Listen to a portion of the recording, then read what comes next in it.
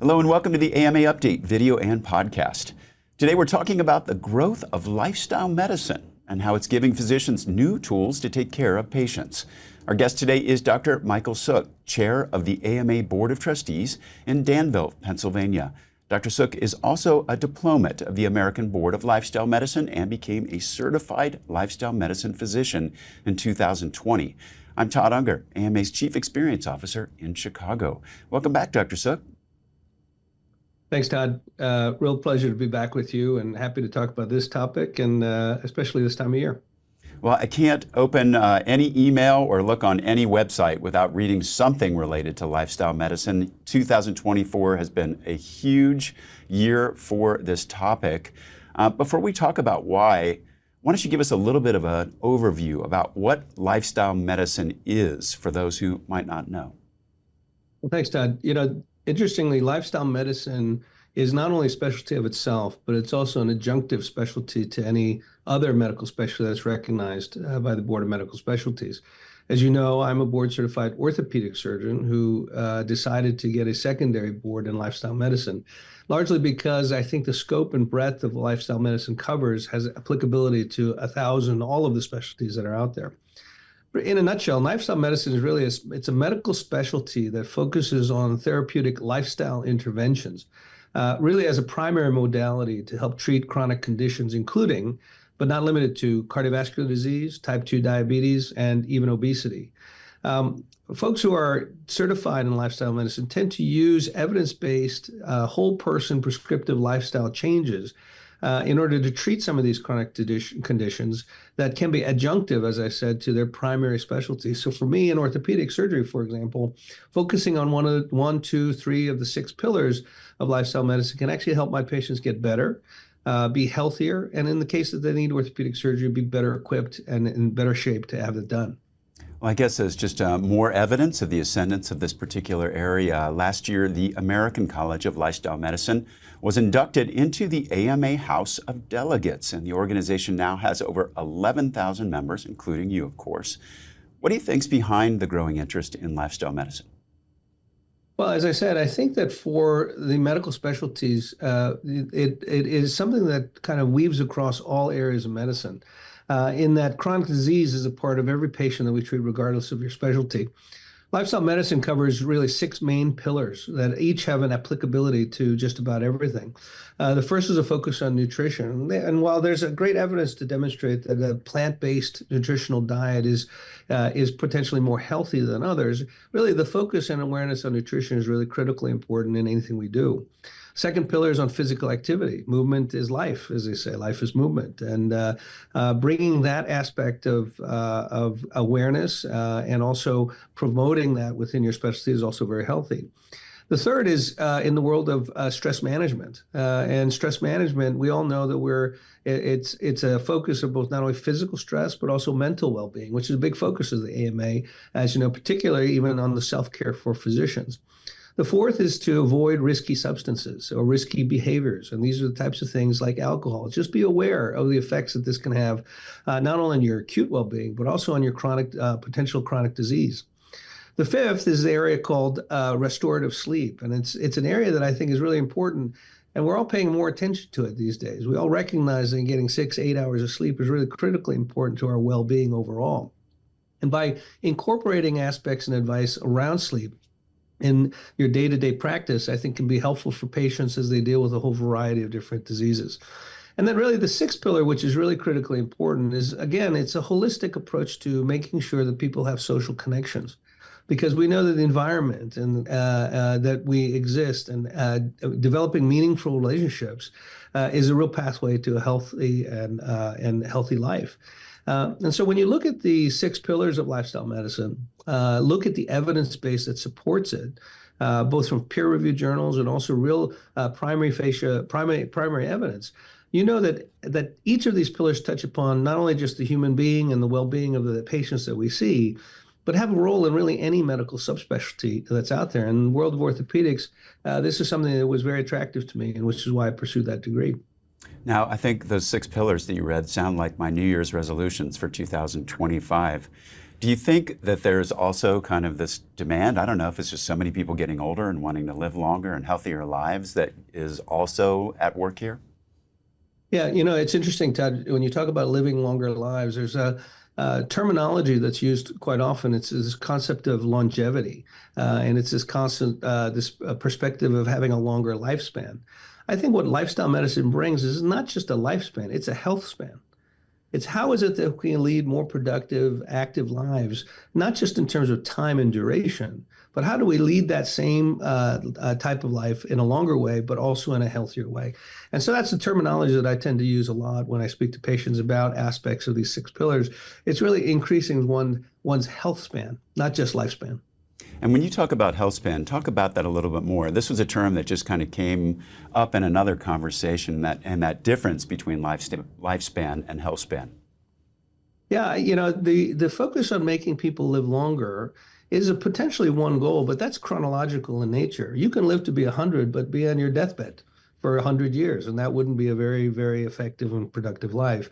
You could live to 90, which is less of a duration, but if you're living in a healthy and productive way, that's probably far more beneficial in terms of the way we think about the span of the course of our lives. I'm going to predict that health span is going to be one of those words of the year for next year. So interesting.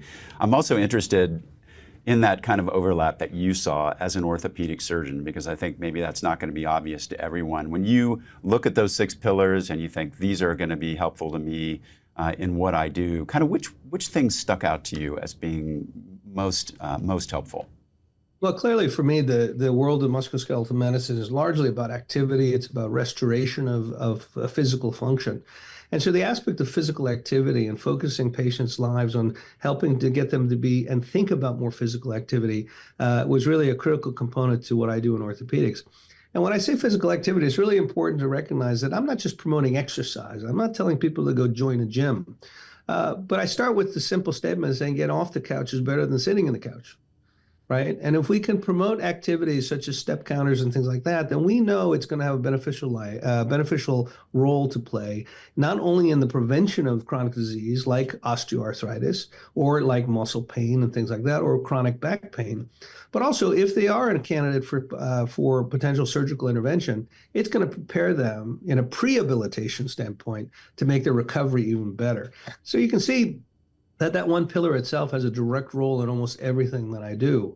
Increasingly also, when we focus on the world of nutrition, it's really something that has become probably in the last decade or so a high focus of what we do in orthopedic surgery. What we eat helps us heal. And so by focusing on this, for example, we've done some great studies here at Geisinger where we have promoted certain nutritional supplementation prior to total joint replacement, and we've seen increased muscle mass as a result of during recovery. This leads to greater physical activity, which leads to greater prevention of chronic disease. And then when you look at the other things, like focusing on not only nutrition, but stress management, restorative sleep, and social connections, you can see the whole body kind of perspective on how patients can get better, both in an acute way, but also in a way that that we potentially can prevent them from ever needing my services at all. Those are great examples of how you're incorporating the lifestyle medicine principles into your practice. And I think kind of as you mentioned up front, you're not alone in this. We've heard from Dr. Bobby Makamala, who is our AMA president-elect. I've heard from other people in the OBGYN worlds that are also interested in lifestyle medicine as it applies to their own specialties. Do you see other particular specialties out there that would benefit most from incorporating these principles? Yeah, I think the better question is, do I see any that wouldn't? And I can honestly say I don't see any that wouldn't. And it's funny, to talk about Bobby and a number of others. In my conversations, when they found out that I was doing, or at least had been certified in lifestyle medicine, it took many people by surprise. But it makes a lot of sense. For folks like Bobby and others, they were living the lifestyle pillars anyway. And by gathering additional evidence and learning about what the peer-reviewed literature says in this particular field, I think is beneficial for everyone. And I strongly encourage them to go ahead and get their certification. As to something you said earlier, it's the fact that it makes common sense leads to the reason why they have such a great rise in the number of people who are interested. And it's not just a U.S. phenomenon, it's an international phenomenon. that's occurring, and their membership has grown tremendously. We're really proud, as you know, that they applied for and they have been granted full delegate status within our House of Delegates, because it provides them a tremendous platform to participate in the House of Medicine and part of our overall policymaking process, which, as you know, is quite influential. And I look forward to seeing more activity in this particular arena. I mentioned my own personal New Year's resolutions earlier in the conversation. I'm not alone in this area. I mentioned before, so much out there. There's so many influencers in this arena. You can't look at anything right now without talking about longevity. When you think about everything that you've learned and the patients that you're seeing right now, do you have any advice to share with folks out there about lifestyle medicine, and what advice to look for? Yeah, it's interesting. Recent studies have demonstrated that for the first time in probably over a decade, or maybe even 2 decades, we're actually seeing a fall in the rate of obesity in this country. That just came out recently. Now, a lot of people are attributing this to the possible intervention of these new GLP and medications. And while that may be the case, for me, it's indicative of the fact that it's a first small step toward a longer approach in terms of defeating or at least mitigating this idea in the rise of obesity.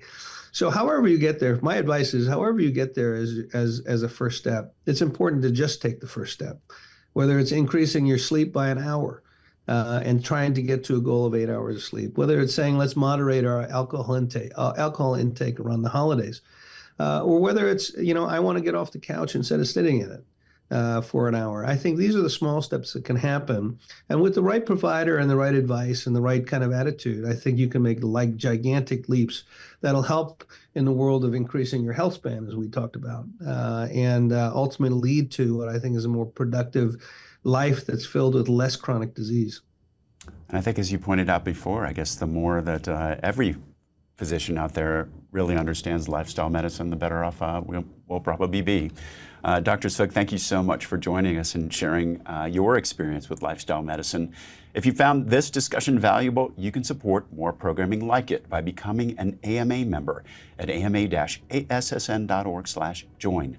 That wraps up today's episode. We'll be back soon with another AMA update.